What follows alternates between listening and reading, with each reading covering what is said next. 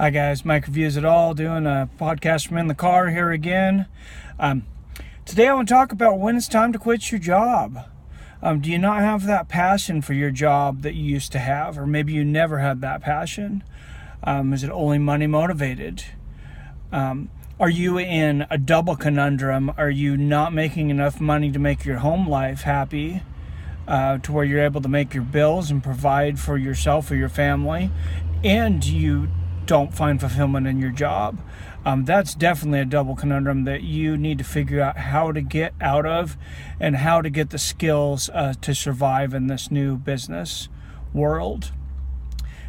Tech schools online, look at these 1 year, 2 year kind of degrees. I hope people down in the comments give some suggestions for anybody that's out there like that. What about that person that's making a decent amount of money though? You're in the six figures and you really hate your job. Maybe you used to like your job and now you just can't stand it. You're in a little bit different of a conundrum possibly. As Americans, we tend to live up to our paychecks, so we're not really good usually at putting away a lot in savings, and hopefully you are. But what you need to do if you're thinking about looking at another job is you need to find something similar. If you're making $100,000 a year, if you're going to move to something that's making at least $70,000 a year, what you need to do while you're cutting your expenses down is you're going to need to put together an emergency fund of 6 months. 3 to 6 months of wages. Figure out what your tax bracket is. Say if it's $100,000, 3 to 6 months. 6 months is not $50,000 after you pay taxes, but you're going to want to have at least the difference between that $100,000 and $70,000 stocked away, and then some, because you're going to want that emergency fund on top of it. Plus, you're going to have to make sure that you're secure in the new job that you have. You don't want to move back into something secure, as I say, both in contentment and financially, because you don't want to move into something else that you don't like or you're not content with. And you don't want to put yourself in a regret situation from a financial standpoint. But if you're coming to work and you're just going through the motions and you're one of those people that used to be on fire all the time, you're a goal setter, you're 100 miles an hour, you liked to work. I'm like that. I have to be constantly setting goals. I can't come in and just go through the motions. I can't come in and do simple work. I have to come in through the day. These are what our goals are. This is what we did for sales last year. We need to eclipse that. How are we going to do that? You don't want to be just looking. Nobody wants to just meet those expectations or just barely beat them. If you're that A-type personality, you want to crush those goals. You want to crush those competitions. I do some MMA videos on here. I'm going to do just a quick MMA analogy. If you know much about UFC and its history, you know about Tito Ortiz.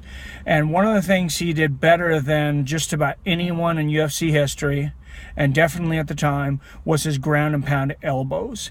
And if you don't know what that is, that's when you're on top of your opponent and you're bringing down an elbow on your opponent. And what he used to do that used to make his elbows so much more effective than anyone else is he never aimed for his goal. So the goal was to hit his opponent in the face or in the head. What he aimed for was the mat on the other side of the person's head.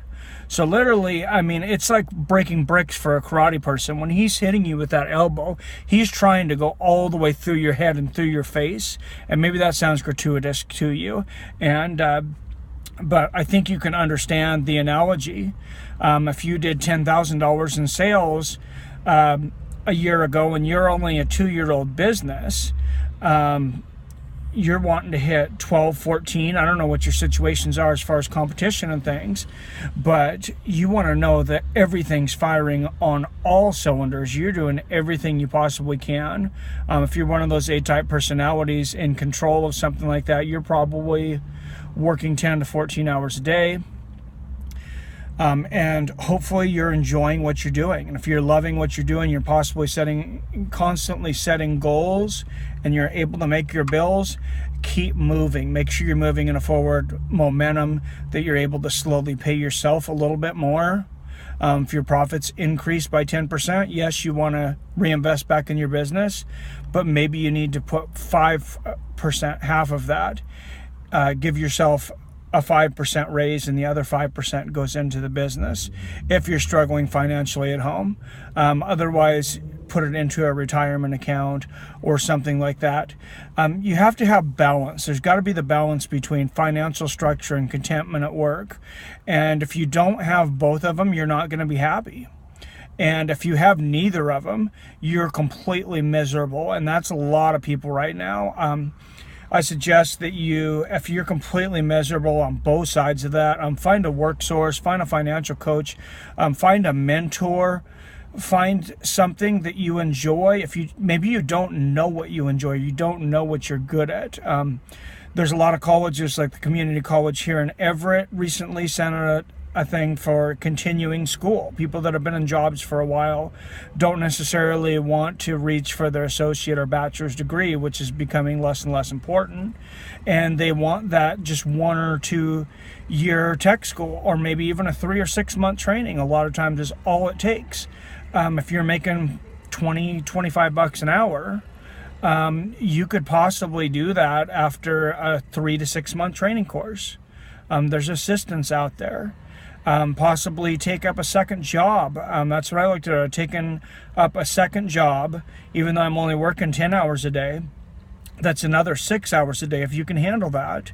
And after a year, they'll pay for my schooling. That's Amazon. If I work in their warehouse for 6 hours a day, just 4 days a week, so 24 hours. I'm working 50 at my other job, 74 hours a week. It's very doable for a year.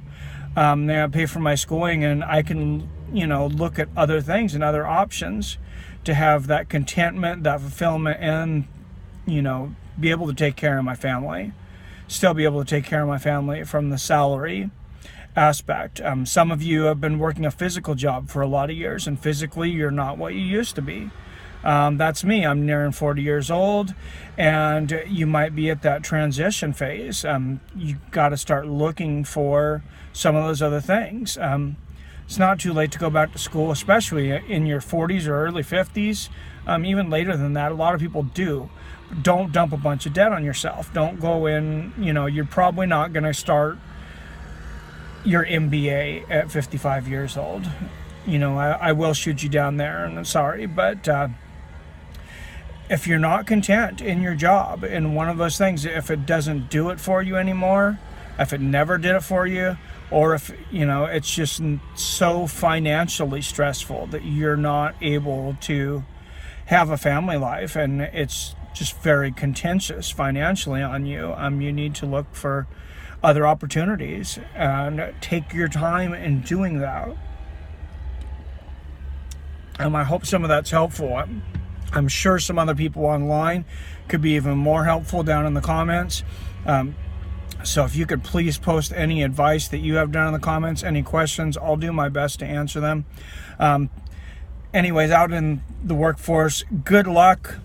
Strive every day to be better than you were the day before. Thank you for tuning in to another episode, and have a great week, guys. You deserve it.